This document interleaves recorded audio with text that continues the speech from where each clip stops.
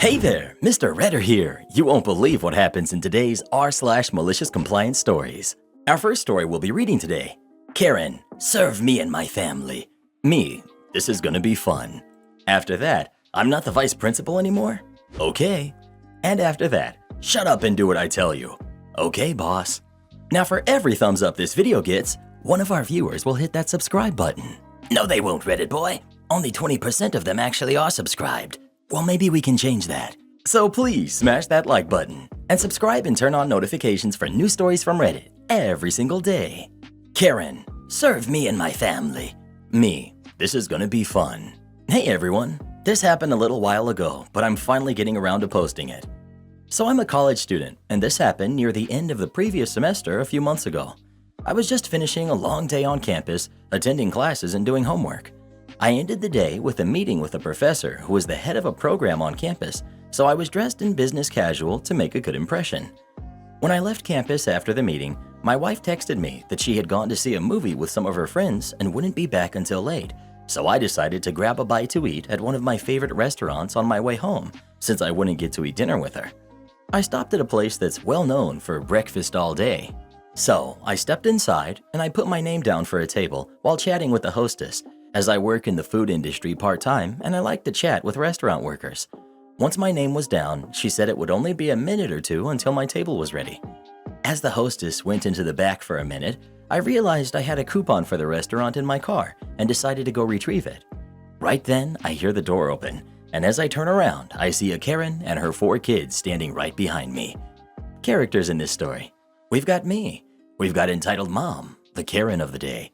We've got C1, Karen's oldest kid, maybe 13.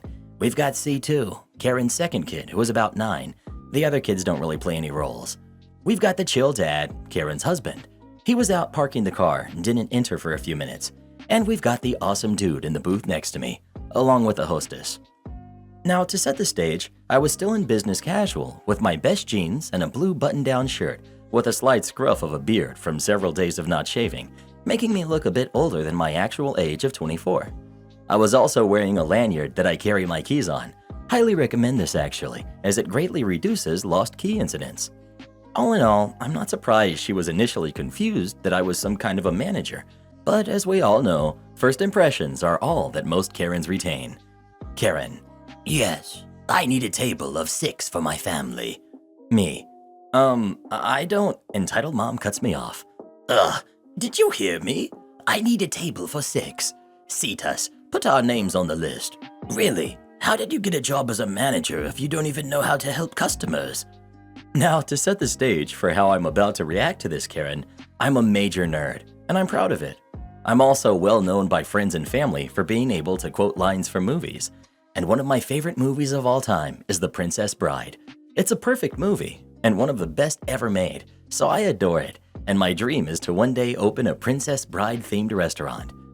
Now, I have pretty much the entire script of Princess Bride memorized, and by chance, I had watched it earlier that day while working on a homework assignment. Yes, I sometimes play movies while I work on homework. So the movie was fresh in my mind. Somehow, I'm not sure of how, an idea formed in my head, and I thought I'd have some fun with this Karen. Me. Look, I'm retired. The owner's stinking son fired me. And thank you for bringing up such a painful subject.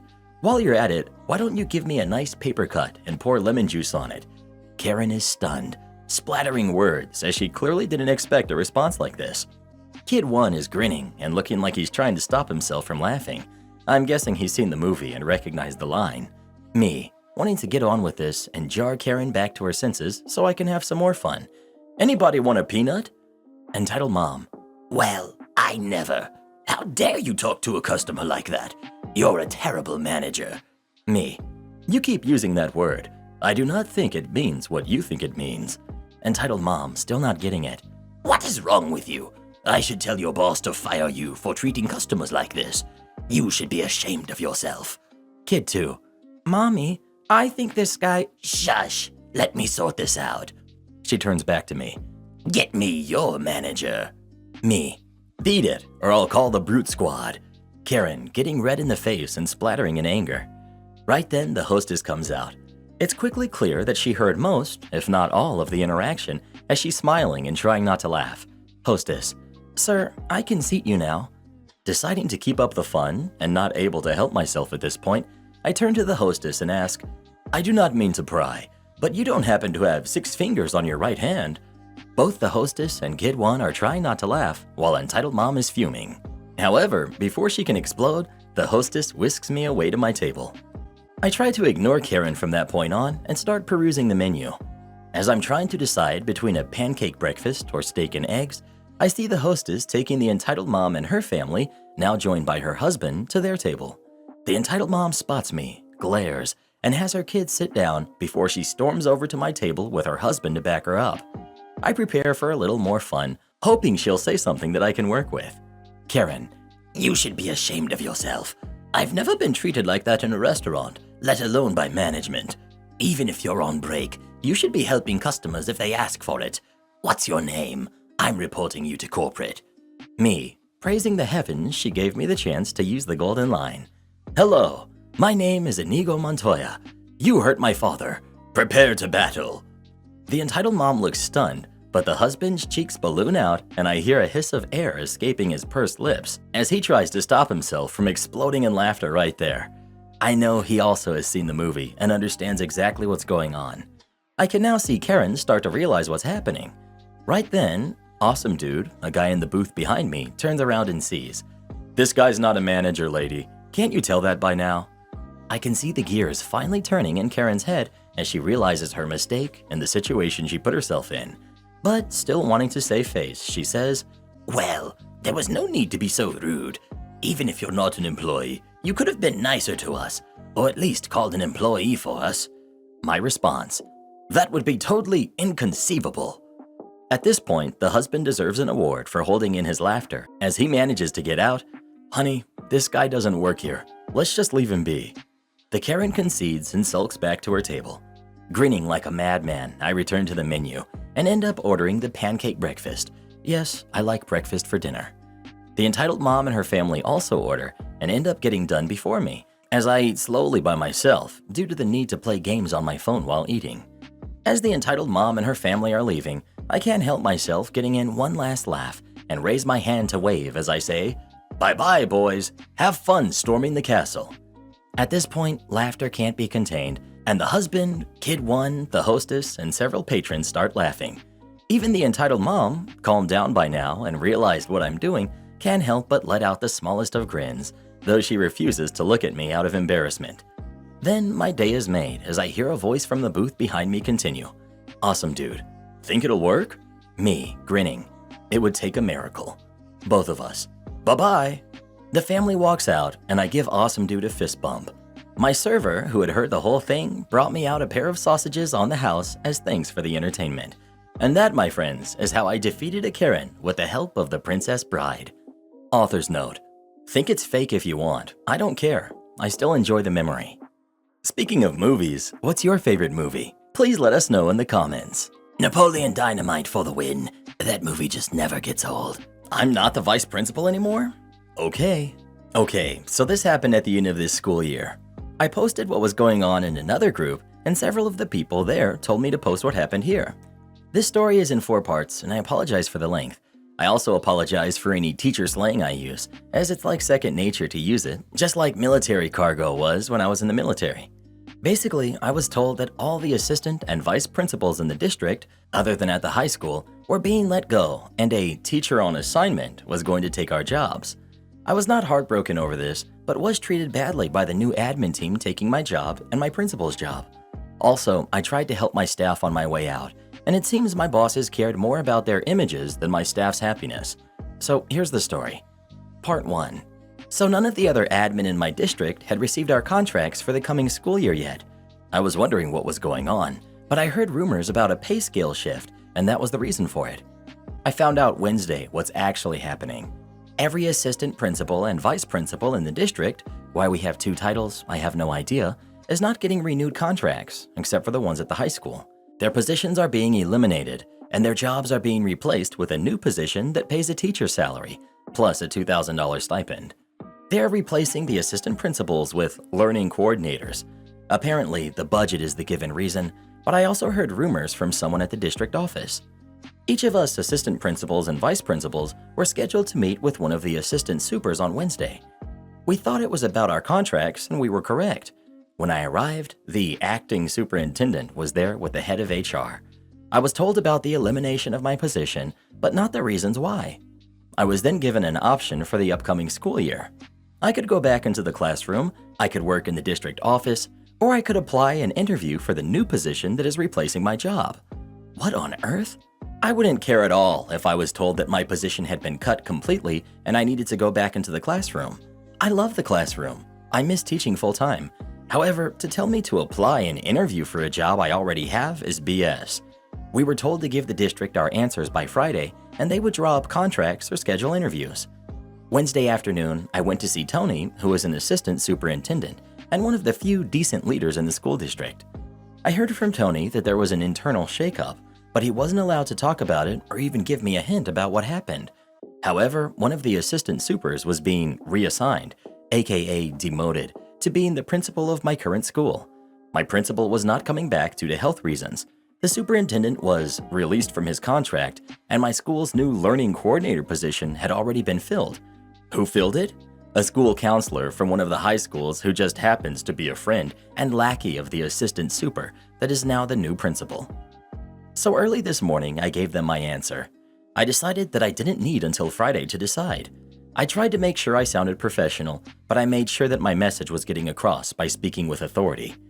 I went into the acting superintendent's office and told him that I thought that laying off a bunch of people so they could hire others to do the same job but at less pay was BS.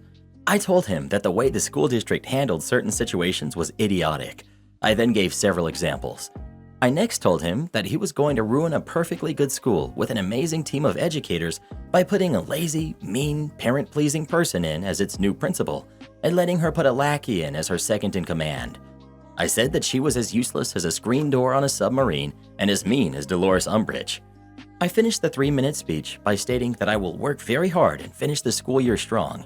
I will prep things for the next school year so that the teachers have an easier time. I also let him know I would never work at or recommend the district to anyone ever again. Then I left, letting him know that I expect an amazing letter of recommendation by the end of the school day Friday afternoon, since I earned it for my service the past few years. So what am I going to do now? Well, I called up an old friend Wednesday who's currently a principal at a STEAM charter school that's part of a chain of charter STEAM schools and asked if he had a teaching position available. He's been asking every year for the past 5 years for me to come work for him. He told me he had 3 openings and I could have my pick of them. So next year I will be a, drumroll please, 6th grade teacher, and I'm very happy about it. I even get to design my curriculum as long as it meets state standards. I could apply elsewhere for admin positions, but I think I need a break from school leadership. I need to love my work again like I used to as a teacher. Yes, there were and are many challenges, and sometimes I hated going to work, but I do love being a teacher. I feel bad for my current staff because the regime change will hit them hard, but there's nothing I can do about it. I wish I could help them. The most I could do would be to take a teaching position at my current school, but then I would be miserable with them and be helpless to do anything to aid them. So for myself and my daughter, who I love more than anything, I'm making the move to a new school and going back to what I enjoy doing, teaching. I'm even bringing my daughter to my new school to start next year as a 5th grader. I asked her if she wanted to stay at her current school or go to the STEAM school with me, and she wants to go with me. She was excited since she has visited there several times and loves the technology room, the robotics class, and the science labs. Plus, she's friends with some of the kids there already. As a goodbye to my other staff, I'm going out this weekend and I'm going to buy some nice letter paper and scratcher tickets. I'm going to write short, individualized goodbyes to each of my staff members, and at the end I will include the following words. I'm giving you some scratcher tickets. My hope is that you are as lucky scratching them as I have been lucky to have worked with you. So that's it. I have to finish my contract, but at the end of June, I'm free. I'm looking forward to teaching full-time again and having a boss who will let me just do my job and not interfere.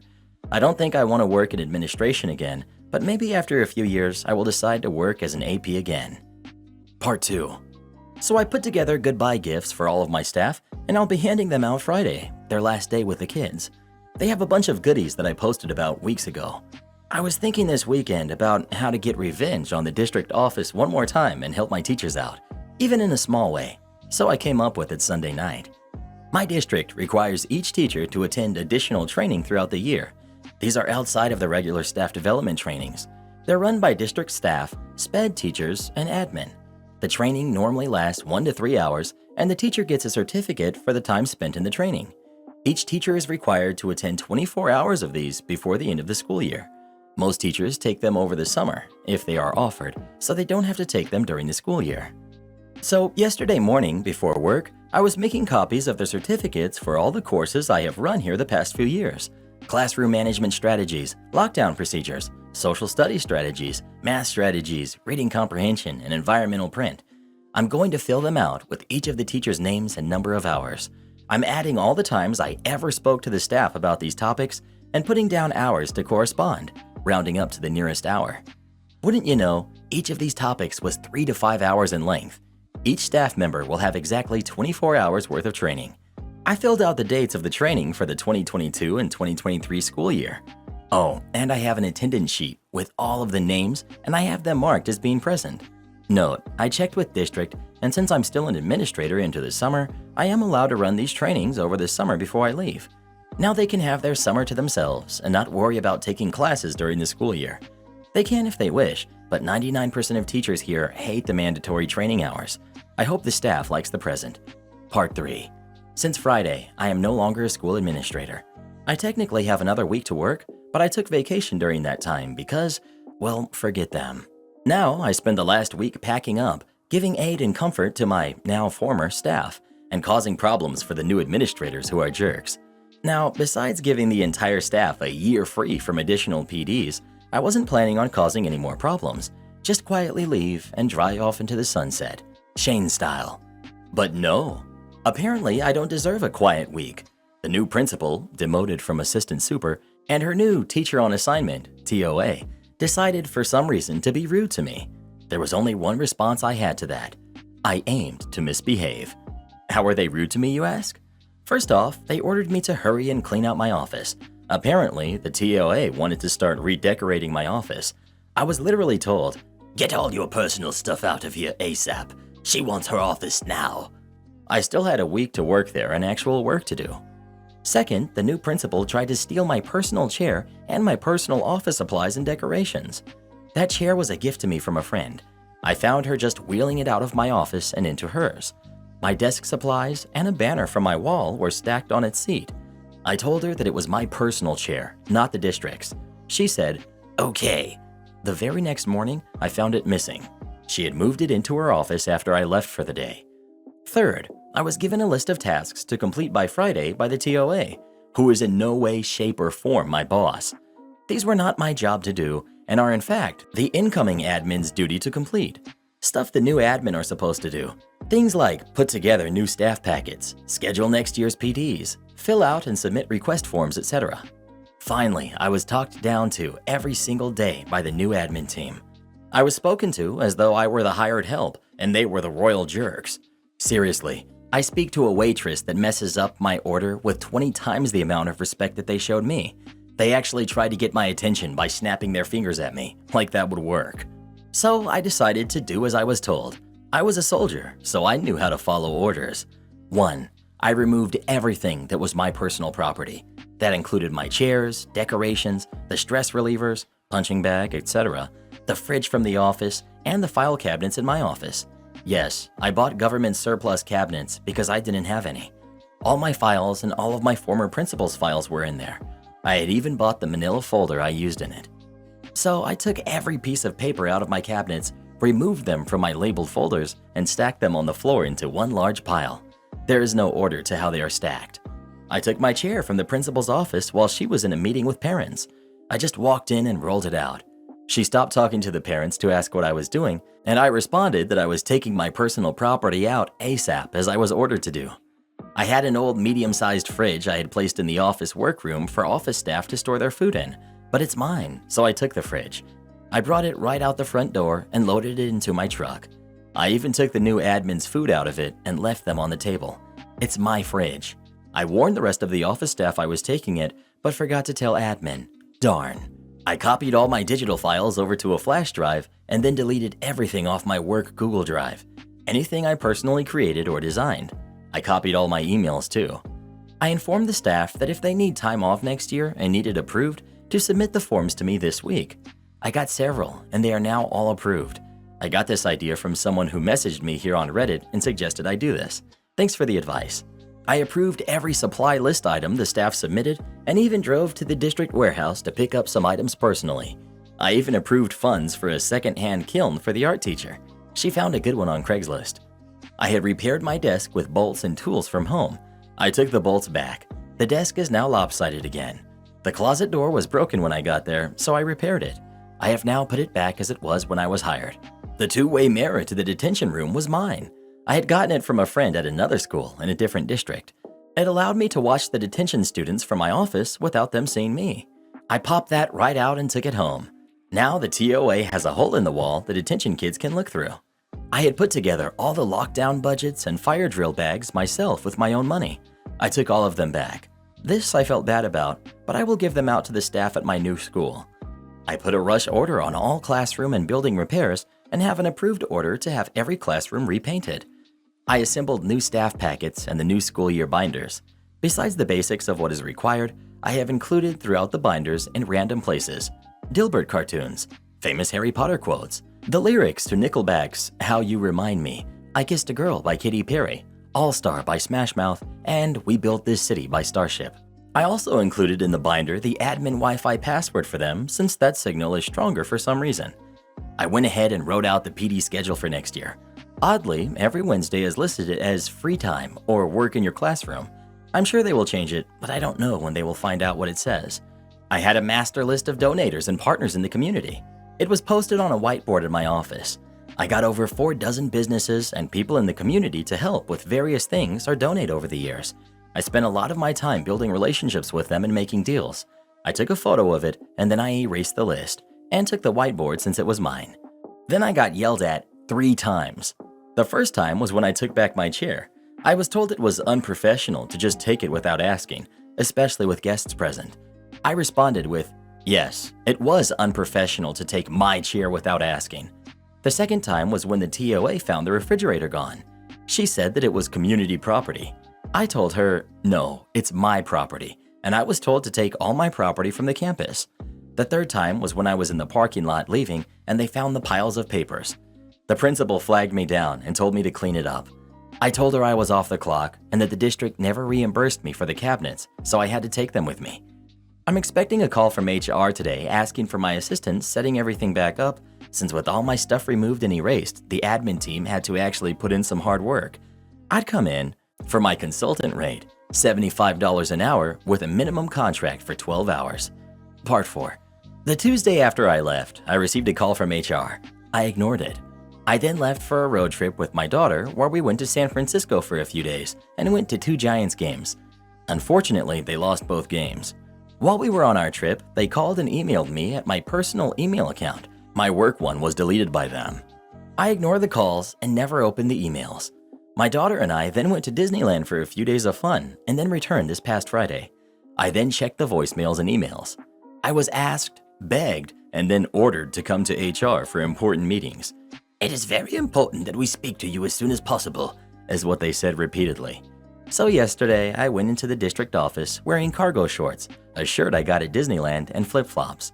I don't work there, so I don't need to dress up. When I arrived, I was originally treated like a visiting VIP. The HR manager and her assistant tried to butter me up like a Pillsbury biscuit. After a few minutes of them trying to make small talk, and me then letting them know I had plans to go to lunch in 30 minutes, they got to the point. They wanted me to turn over a few things took with me that, though they belonged to me, they said were sorely needed at the school. They gave me a list from the new principal, which included, but was not limited to, my chair, seriously, my refrigerator and appliances, my community contacts board, people and businesses that I built relationships and partnerships with, my personally designed forms and worksheets, two-way mirror, my lockdown buckets and fire drill bags. They also wanted copies of every record I kept and notes I took on the staff and students. The notes I took on the staff were so I could personalize gifts for them and have conversations with them on their interests. I said no to all of those requests. I told the ladies that the furniture and appliances were mine that I brought in.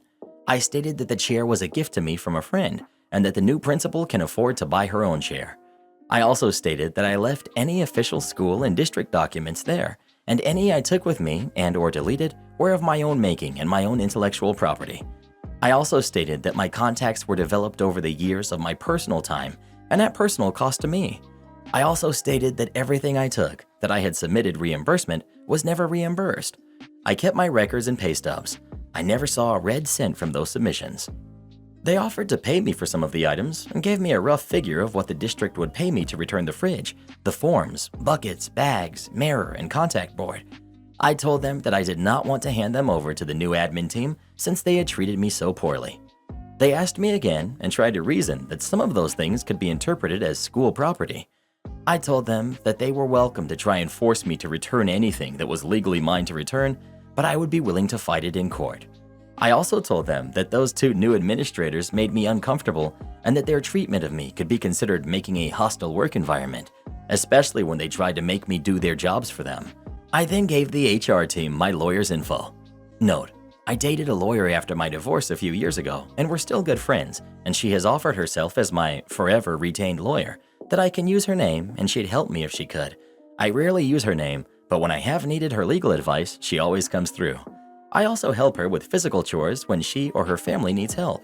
I then wished the lady a good school year in the term to come and left. I doubt I will ever hear from them again. Shut up and do what I tell you. Okay, boss. Hello, my home country of Canada just happened to have an incident where Rogers, one of the big three telecommunications companies, accidentally cut off all telecommunications for 25% of Canada, as well as the point of sale system for most businesses across the country. This reminded me of a malicious compliance incident that happened during my time working at a call center for a Canadian telecommunications company, and I thought I could share my story. This tale starts all the way back in 2013 and involves my time working at a call center at the fourth largest national cellular carrier. For a little bit of context about Canadian telecommunications, and specifically cell phone services, Canada is the second largest nation on Earth by landmass, with one of the lowest population densities, and the federal government has some strict laws about foreign ownership and financing of telecommunications.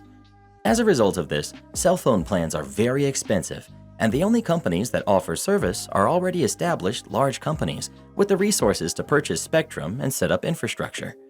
My employer was a newcomer to the market and was trying to make a splash by offering lowered price services on the recently auctioned off AWS spectrum. The expensive cell phone plans that were offered in Canada were a real hot button issue. Such a hot button that in the 2011 federal election, all of the major political parties campaigned with the promise to make services better and lower prices. The result of this election was that in 2013, the CRTC, Canadian Radio and Television Commission, revised a bunch of the laws that regulated cell phone providers, specifically cell phone contracts. The updated laws were called the CRTC Code of Conduct. The new wireless code made a bunch of changes, but the most important were that cell phone contracts were required to be written in plain English instead of legalese, and any service advertised as unlimited cannot have an overage charge by law. These new regulations were a very big deal at the time, and employees at the call center I worked at were required to sit through multiple training sessions and take quizzes and tests about this to make sure we knew and understood the new laws. When this was happening, I was working in the back office department in one of the call centers for this cellular carrier. The back office department served several functions, but I had managed to find a niche in the department. I had become responsible for monitoring people's roaming usage when traveling outside of Canada and disconnect them before they get bill shock. At the time, it was not uncommon to find news stories of people coming home from a trip and having an $85,000 phone bill, and I was the sole person responsible for making sure that this didn't happen. Also, I worked part-time 3 days a week. The supervisor of the back office department did not get along with me. He would constantly harass me. I was previously in the technical support department where he was the supervisor when the harassment began. I eventually became frustrated with the way I was being treated and transferred away from technical support to back office so that I could escape from the way he was treating me. A couple of months after I transferred, he transferred too and became my supervisor once again, and it continued. I'm not sure what I did to this person to make them treat me the way that they did, but we had an antagonistic relationship for as long as he was my supervisor. So in 2014, my employer became the first carrier, to my knowledge, to offer unlimited USA roaming. You could pay $15 a month on top of your normal monthly plan and get unlimited roaming in the United States. They also had offered a trucker plan, $35 a month total, that would have unlimited voice, SMS, and data anywhere in North America, and it was marketed directly to long-haul truckers. This add-on and plan were a pretty big deal, as other carriers were charging $2 to $5 per megabyte for data roaming. To my mind, monitoring USA roaming is no longer a high priority, as I can't disconnect people that have this add-on or appropriate plan because it's against the law. I continue to monitor roaming usage, and every time I see a user with a massive amount of data usage, I go into their account to confirm the existence of the add-on or a plan that would allow for this roaming usage. Once confirmed, I move on to the next account. My focus quickly starts to be focused on people traveling in Europe, Asia, and Africa. There are fewer people roaming in those locations, as Canada doesn't share a land border with them, and the data roaming rate is a lot more expensive, to the tune of $20 per megabyte. This is going well for a couple of weeks, until my supervisor comes up and asks why I'm not deactivating the accounts traveling in the United States anymore. I attempt to explain that I can't deactivate these customers as they have an appropriate plan or add-on, and if I were to do this, then the company would be in violation of the new laws. We have a back and forth about this, and the discussion ends when he says something to the effect of, "Just shut up and do what I told you." Alright, fine, if that's the way you want to do it. Can you send me an email with those instructions, please? Normally, I would work at my normal work pace, but that day specifically, I was flying through accounts. I'm not sure how many people I deactivated. I was cutting people off left, right, and center. I went home that night and knew that there would be fallout, and I felt incredibly guilty for negatively affecting the honest customers that were caught in the crossfire of my supervisor's BS. Because I was part-time and only working 3 days a week, I wouldn't see the fallout for 4 more days.